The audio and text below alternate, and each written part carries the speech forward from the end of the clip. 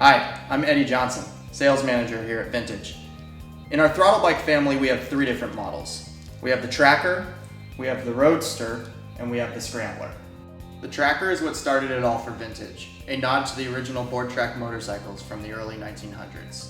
With a 720 watt-hour battery, powering up to a 3,000 watt rear hub motor, the Tracker is capable of 36 miles an hour in its race mode form. With a chromoly steel rigid front fork and the big balloon style tires, this bike is ideal for exploring your local neighborhood.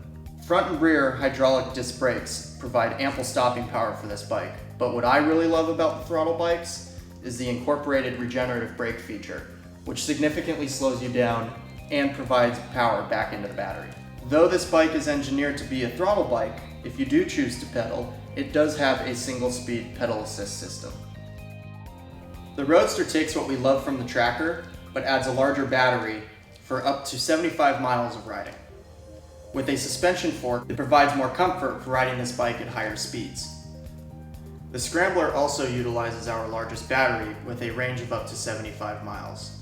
Equipped with a suspension fork and thick knobby tires, it's the perfect combination for off-road exploration.